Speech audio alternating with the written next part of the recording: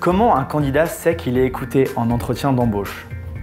Un candidat sait qu'il est écouté en entretien d'embauche s'il peut exprimer ses besoins de façon claire, fluide, transparente et surtout il se sent à l'aise. Dans le cas contraire, la personne en face, le recruteur, ne l'écoute pas totalement. Et je vais vous expliquer pourquoi. Je souhaite parler de ce sujet car j'ai vu récemment un post sur LinkedIn énormément commenté qui faisait référence à un problème récurrent entre les consultants en informatique et les sociétés de services en informatique. J'ai identifié ce problème comme étant celui de l'écoute. Le contexte extrêmement tendu du marché informatique fait que les sociétés de services cherchent à tout prix à vendre un projet à un candidat et n'arrivent pas à se focaliser sur leurs besoins. J'ai moi-même été confronté à cette problématique et grâce à un coaching, j'ai compris qu'en fait le problème, c'était un problème d'écoute. Concrètement, il y a un problème si lors de l'entretien, le recruteur parle plus que vous. Je peux vous en parler parce qu'au début, c'est ce que je faisais. En situation d'écoute active, le recruteur vous laisse parler.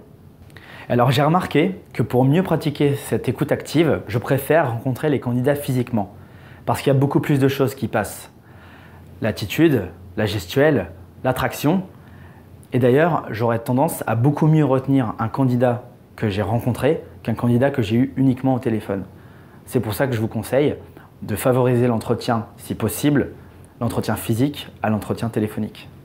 Et j'ai remarqué qu'en communiquant ses besoins, l'autre nous fait aussi part des siens.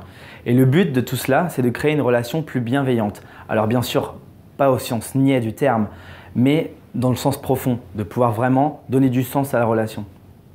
Comment puis-je être sûr d'avoir bien été entendu lors de mon entretien d'embauche?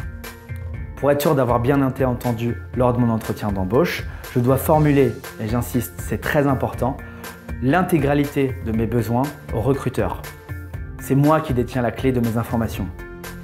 Ensuite, pour m'assurer d'avoir bien été compris par le recruteur, je peux lui demander de reformuler mes besoins. À vous de jouer!